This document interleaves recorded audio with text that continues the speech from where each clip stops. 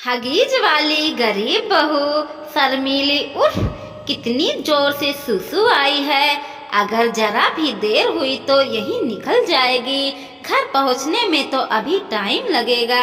ऐसा करती हूँ, यही पार्क में ही बने इस पेड़ के पीछे ही बैठ जाती हूँ। गर्मी दोपहर का टाइम है, अभी अपने अपने घरों में अभी सब सो रहे होंगे। शर्मीली जल्दी से पेड़ के पीछे जाकर शूशु करने बैठ जाती है और कहती है, शर्मीली सचमुच हल्का होने में जो सुख है वो दुनिया के सभी सुखों से परे है। इतना कहते ही शर्मीली की आंख खुल जाती है और वो देखती है कि उसका बिस्तर गीला हो चुका है। असल में वो एक सपना देख रही थी। वो उठती है तो देखती है कि बिस्तर पर ही कि सुसु निकल गई है। शर्मीली, हे राम, इसलिए बिस्तर पर सुसु करने में इतना मजा आ रहा था, लेकिन अब क्या करूं? अगर कहीं वो उठ गए तो मेरे बारे में क्या सोचेंगे? ऐसा करती हूँ, चुपचाप सो जाती हूँ। गर्मी बहुत है, सुबह होने तक सूख जाएंगे। ये सोचकर शर्मीली वहीं पर सो गई। सुबह रौनक की जब आँख खुलती है तब तक बिस्तर सूख गया था, लेकिन सुसु की बदबू अभी भी आ रही थी। रौनक, ये सुसु जैसी गंदगी बदबू हमारे रूम में कैसे आ रही है?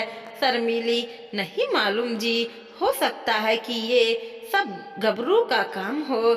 गबरू रौनक का पालतू कुत्ता है। रौनक उसे बहुत प्यार करता था। वो तो वही शर्मीली को वो फूटी आंख नहीं भाता था।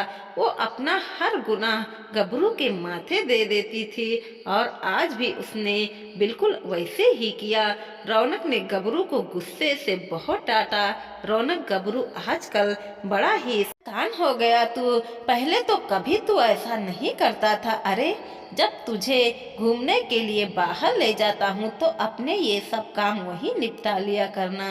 रौनक गबरू को डांट कर नहाने चला जाता है, लेकिन बेचारे को ये समझ नहीं आता कि आखिर उसे ये किस सजा मिल रही थी। उधर शर्मीली खुद से कहती, शर्मीली, बचपन से ही मुझे ये बीमारी है, नींद में सुसु पलटी कर देती। ना जाने कब मेरे ये गंदी आदत सुधरेगी। शर्मीली बचपन से ही ऐसे करती आई है। 6 साल की थी तब से ही नींद में सुसु पलटी करती आई है। शर्मीली बचपन में ओ कितनी जोर से सुसु आ रही है। आधी रात हो रही है, कौन बाहर जाए, नींद में ही बहुत जोर से आ रही है। अब कौन से इस प्यारी सी नींद को छोड़कर सुसु करने उठे। एक काम करती हूँ, इस बिस्तर पर ही सुसु कर देती हूँ। वैसे भी अभी छोटी हूँ ना, तो भी मुझे कुछ नहीं कहेंगी। ऐसा सोचकर शर्मीली वहीं पर सुसु कर देती और इस तरह से उसकी आदत बन गई। उसकी माँ अक्सर उसे इस आदत के लिए डांटती थी। माँ, बेटा, बिस्तर पर ऐसा करना अच्छी बात नहीं। अभी तो तू छोटी है, मैं तुझे पहना दूंगी, लेकिन जब तू बड़ी हो जाएगी तब क्या करेगी? शर्मीली, माँ, तब भी मैं डायपर ही पहन लूंगी। लगभग 7 साल की उम्र तक शर्मीली ने डायपर पहना। उसके बाद भले ही उसकी माँ उसे डायपर पहनाना बंद कर दिया, लेकिन उसकी बिस्तर पर सूसू पट्टी करने की आदत बड़ी होने तक नहीं गई। यहाँ तक कि शादी के बाद भी सुसु और पट्टी अपने घर में ही कर देती। दरअसल वो आदत से मजबूर। शर्मीली, अभी तो 2 महीने ही हुए हैं शादी को। मुझे जल्दी कुछ करना होगा, नहीं तो मेरे पति को मेरे इस आदत के बारे में पता चल जाएगा। एक दिन शर्मीली दिन में खाना खाकर सो गई और उसे बहुत जोर से सुसु पट्टी आई। उसे फिर से सपने में लगा कि टॉयलेट में है और वो फिर से बिस्तर पर ही पट्टी कर देती। तभी उसकी नींद खुलती है। शर्मीली, ओह, जिस बात का डर था फिर से वही हुआ। तभी उसकी सास शांति कमरे में आती है। शांति बहू, ये कैसी गंदगी बदबू आ रही है? बिस्तर पर क्या लगा हुआ है? ओ भगवान, बिस्तर पर पट्टी! छी! शर्मीली, माँ जी, वो गबरू यहाँ आया था ना, वो पक्का ही उसका ही काम होगा। शांति, बिल्कुल सही कह रही है तू। मैं तो रौनक को समझाते समझाते थक गई थी कि उसको घर मत ला, लेकिन उसे मेरी एक न सुनी। तभी भुगती शर्मीली, आप परेशान मत हो माँ जी, मैं उसे साफ कर दूंगी। शर्मीली ने फिर से सारा इल्जाम गबरू के सिर पर डाल दिया। फिर गबरू जैसे ही उसके कमरे में आया, वो डंडा लेकर उसको मारने लगी। बेचारा गबरू दुम उठाकर वहां से भाग उठा खड़ा हुआ, लेकिन वो समझ ही नहीं पाई कि आखिर उसके साथ ऐसा क्यों हो रहा है। उधर शर्मीली ने चादर धोकर सूखने डाल दिया और नए चादर अपने बेड पर बिछा दिया, लेकिन उसे अभी भी इस समस्या का हल नहीं मिल रहा था। तभी उसने बचपन की वो बात याद आई। फ्लैशबैक, शर्मीली बचपन में, माँ मैं बड़ी होकर भी डायपर ही पहनूंगी। शर्मीली, अरे ये आइडिया मुझे पहले क्यों नहीं आए, अभी जाकर बाजार से डायपर खरीद लाती हूँ। अब रात तो पक्का डायपर पहन कर सोऊंगी।